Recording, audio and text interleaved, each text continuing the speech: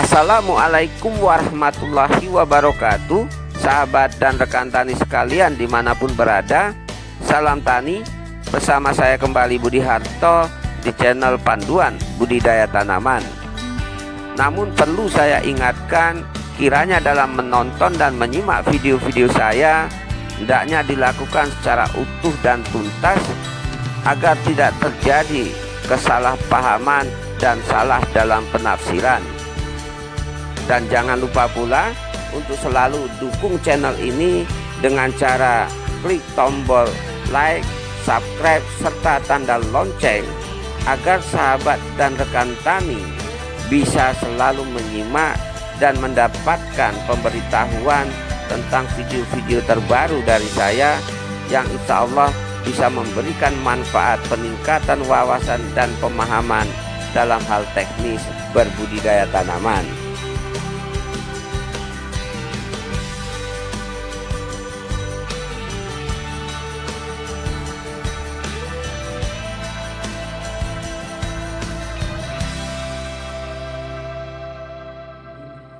Apakah itu ada cara tersendiri untuk membedakan kadar pH masam atau basah? Sama bagaimana cara mensiasatinya supaya si pH tanah itu menjadi normal kembali? Mungkin dari saya begitu saja, Pak. Terima kasih. Ini kadang-kala kita bahasanya terlalu intelek. pH itu potensial hidrogen. Tahu nggak apa yang pH kan? Potensial hidrogen artinya potensi ion hidrogen yang ada di dalam lahan atau tanah kita. Seberapa pentingnya pH itu bagi tanaman? pH itu sebenarnya nggak penting, dia hanya sebagai parameter. Dengan mengetahui pH atau keasaman tanah, itu akan mencerminkan atau barometer ketersediaan unsur hara bagi tanaman. Apabila pH-nya asam, sudah dipastikan meskipun banyak kandungan pupuk atau banyak kita melakukan pemupukan, dipastikan tidak bisa dimanfaatkan oleh tanaman karena terikat oleh ion-ion logam. Nah itu. Jadi pH itu tidak mempengaruhi tanaman, hanya sebagai faktor sekunder atas ketersediaan unsur hara yang ada di dalam tanah. Nah, untuk mengetahui pH itu asam atau basah, mungkin kalau sekelas saya melihat itu langsung bisa. Wah, ini asam ya Pak. Oh, ini basah kayak kemarin di Banyuwangi. Pak, ini banyak lendirnya, ini agak beracun. Ini biasanya pH-nya netral sampai ke basah. Loh, ini kok banyak lumut ya Pak? Kalau lumut kemudian di pinggir-pinggir itu nanti ada warna-warna seperti karat, nah itu biasanya asam. Karena dengan keasaman itu akan meningkatkan kadar ion besi ya dan aluminium. Nah di situ kemudian dari performa tanaman, biasanya kalau tanahnya basah, tanaman menjadi mekrok, megar tapi kuntet. Kalau pada padi nanti anakannya banyak tapi pendek. Nah, itu biasa tanah basah. Kalau yang asam biasanya tanamannya itu merah, kurus, kering, seperti nggak pernah dikasih makan, padahal sudah dipupuk. Ya karena pupuk yang diberikan ataupun hara yang ada tidak bisa diserap oleh tanaman karena terikat ion logam. Nah, ada beberapa trik. Kalau memang tanah asam-asaman, ikutin panduan di SAS, tanaman padi insya Allah itu bisa selesai. Tapi ikutin cara kafah ya, dari awal olah lahan sampai gini, mulai dolomitnya, mulai deterjennya, segala macam itu diikutin. Mungkin Bapak akan heran kalau dulu nanam padi itu saya sering bawain dari rumah itu bekas air jelasan orang rumah nyuci kain untuk mempercepat proses penetralan atau peningkatan pH. Tapi itu sudah ada panduannya khusus kalau sampai Pak kamu warung kopi kan, karena ada panduan untuk asam-asaman. Nah itu, cuman yang saya jelaskan peran pH-nya. Jadi pH itu kepanjangan dari potensial hidrogen. Artinya semakin banyak hidrogen di dalam tanah itu, maka akan semakin bersifat asam. Tapi apabila semakin banyak perbandingan antara oksigen dan hidrogen, kan jadi bahasanya bingung jadi kan. Tapi nggak apa-apa ya, nanya anak muda ya kan.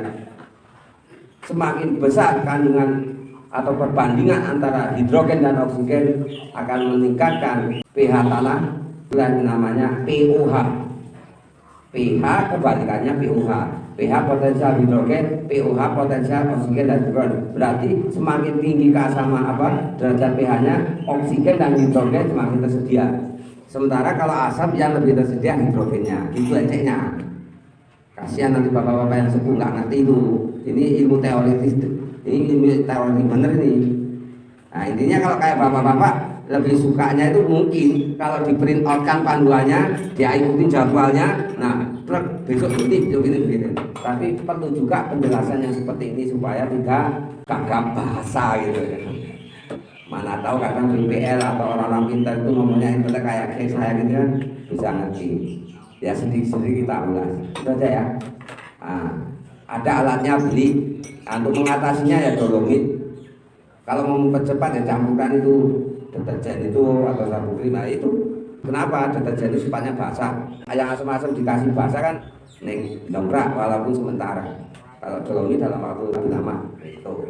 Ya, gitu ya. Ada lagi Pak? Lanjut Pak. Piknya cuma satu ya? Ada satu.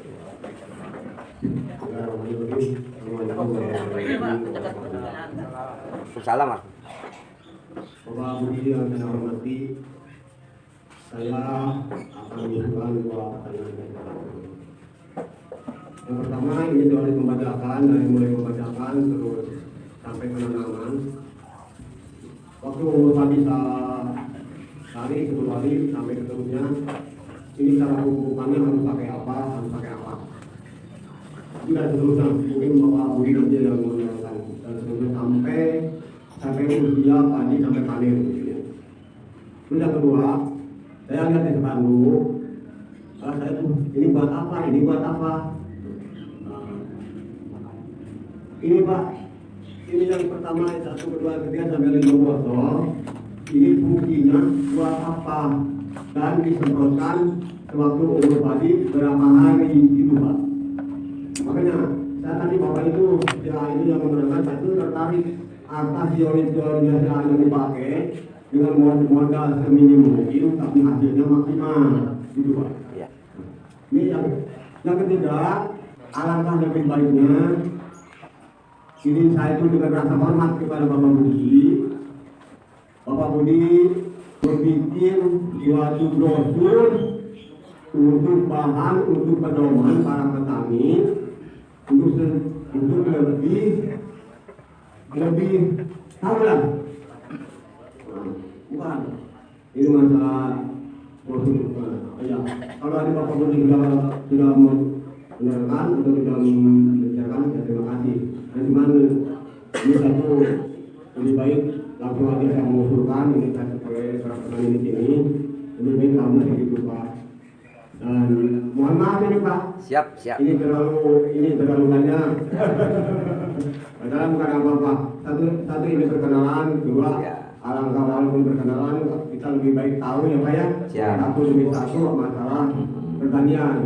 Karena yang namanya pertanian itu hasilnya apa selalu gagal gitu lah sebagian, tapi yang lain tidak mungkin ini bagi saya Pak kurang karena saya bukan kurang itu bukan apa-apa. Ini pola pengairan Pak yang tadi udah diceritakan sama tanah juga sampai kering Pak sebagian ini sebagian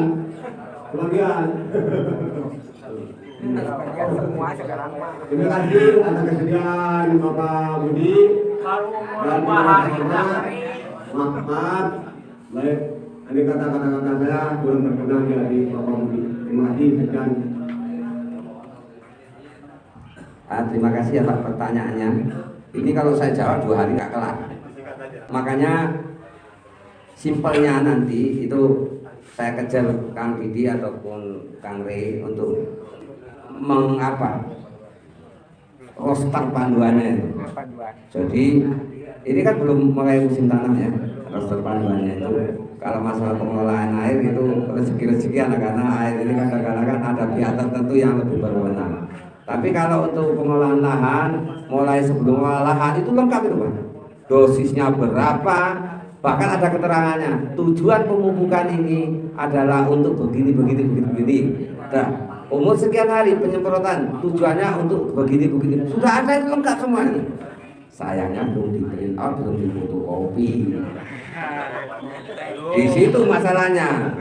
Dan pertanyaan ini sudah saya prediksi bakal timbul. Apalagi Bapak sudah melihat gambar-gambar ada FNS, ada Salman, ada Keman, ada ya pasti ini tujuannya apa? Untuk apa? Kalau itu saya jelaskan Pak, sama aja saya dengan tukang obat promosi. Lebih bagus ya saya terbitkan panduan, jadi Bapak langsung ke pelaksanaan. Begitu ada yang nyala, Mas ini kok punya saya begini, mana fotonya? Ini, oh besok begini. Bisa saja, namanya panduan. Panduan itu layaknya peta kita berjalan. Dalam berjalan ternyata saat di simpang 4 perempatan ada polisi. Mas gimana ini ada polisi? Kalau di panduannya harus terus. Kalau terus saya nggak bawa SIM, kan gitu. Harus belok. Nah beloknya kemana? Nah itulah minta arahan saya atau rekan Didi. Nah di situ. Nah tapi kalau sudah ada panduan minimal kita tahu kalau mau ke Bandung ke kota kita lewat ini. Kalau jembatannya putus kita belok. Nah, beloknya itu baru koordinasi ke kita. Jadi selama mengikuti panduan ternyata tanamannya masih berlaku dengan baik, ya ngapain nanya? Karena saya sudah tuangkan semua teknisnya di situ. Nah, insya Allah Pak ya. Nanti saya paksa Kang Didi untuk bisa tak kirim duitnya supaya bisa segera bikin. Kalau cuman orang apalagi ini lagi panen timun harga 4.000 masa nggak bisa demi kebaikan umat kan gitu. Karena saya yakin 10 orang yang di sini bila perlu tunjuk salah satu memang yang katanya tadi ada sini Mas, kalau ada petani padi itu yang hasilnya bagus saja udah tunjuk beliau, tapi jangan belok dari panduan itu ya, supaya ngejar 60%-nya itu hematnya itu jangan belok dari situ. Kadang-kala petani senior ini orang-orang tua kita ini nggak apa-apa karena dia merasa punya pengalaman lebih, akhirnya dicampur-campuri panduan ini, nggak bisa. Tujuan di sini sama sini beda. Ini contoh. Lah sudah tahu tanaman kita lagi sakit ini kan gagap panik. Akhirnya apa? Semua dokter diundang, semua dukun didatangi. Akhirnya begitu dapat resep ini belum selesai minum obatnya sudah datang pengaruh dari dukun suruh makan ini. Dokter sana lagi begitu, saking gagap dan paniknya. Akhirnya obat ini belum bekerja sudah ditimpa obat yang lain, ditimpa lagi sana. Belum lagi kata dukun nggak boleh makan sayur. Datang si dokter harus makan sayur. Emang gimana lagi? Makanya kita dalam kondisi panik itu hilangkan. Yang sering membuat kita rugi adalah kepanikan. Melihat tanaman padi kita sudah mulai kena cekek leher, panik. Mungkin dalam kondisi panik itu, saya bawa kotoran kambing cemindil itu, saya bungkusin, Pak ini untuk cekek leher, pasti dibeli Pak. Nah, contoh Pak, kita kalau ada keluarga kita sakit, anak kita sakit sampai step, saking paniknya, bukan mikirin nolongnya malah kan sibuk modal mandir gak menentu. Seharusnya kita bisa langsung gendong, bawa ke klinik, betul kan?